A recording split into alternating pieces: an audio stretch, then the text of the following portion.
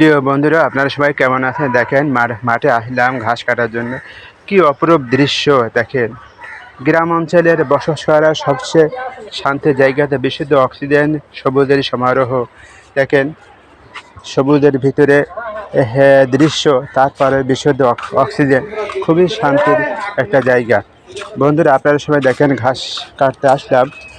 দেখেন আমার ডান পাশে একটা রজনীগন্ধা ফুলের বাগান, তার সাইডে পাট বাগান, বাংলাদেশের সোনালী আঁশ নামে খ্যাত পাটের ক্ষেত। আর তার চারিপাশে দৃশ্যগুলো দেখেন আরও সুন্দর। বন্ধুরা, গ্রাম বাংলার অপরূপ দৃশ্য, যা দেখলে মন জুড়িয়ে যায়। আপনারা সবাই দেখতে থাকুন, কি সুন্দর দৃশ্য। বন্ধুরা, এমন দৃশ্য শহরে তো দেখাই যায় না। গ্রামে যারা বসবাস করে এবং যারা শহর থেকে মাঝে মধ্যে গ্রামে ঘুরতে আসে, তারাই এই দৃশ্যগুলো উপভোগ করতে পারে। বন্ধুরা, দেখেন কি অপরূপ দৃশ্য, দেখলে শুধু দেখতেই মনে চায়। ছাগলের জন্য ঘাস কাটতে আসলাম। দেখেন কি সুন্দর ঘাসের দৃশ্য। তারপরে রজনীগন্ধা ফুলের বাগান, সাইডে আছে পাট ক্ষেত, সোনালী আঁশ পাট ক্ষেত। তারপরে আম বাগান আছে, কুল বাগান আছে, অনেক ধরনের সাইটে বিভিন্ন ধরনের বাগান আছে, বেগুনের ক্ষেত আছে।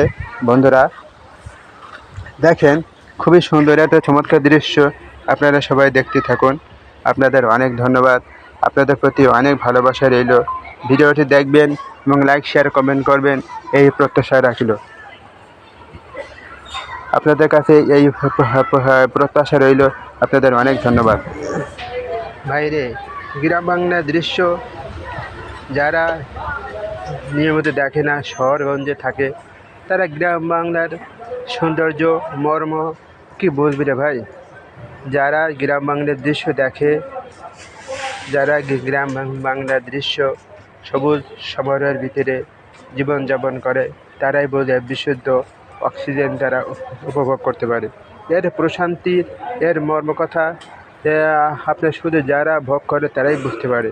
শহরের বসবাস করা কত কষ্ট, সেই হিসেবে গ্রাম বাংলায় বসবাস করা সবুজ সমারোহের ভিতরে অনেক শান্তির, অনেক আরামদায়ক। বন্ধুরা, আপনারা দেখেন দৃশ্যগুলো আসলেই খুবই সুন্দর, খুবই দর্শনীয়, খুবই মনোমুগ্ধকর পরিবেশ। বন্ধুরা, আপনারা সবাই পাশে থাকবেন, ভালোবাসা দিবেন।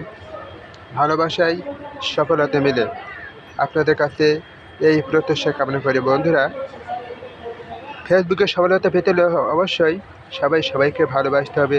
এই কামনা ব্যক্ত করে শেষ করি। অনেক ধন্যবাদ।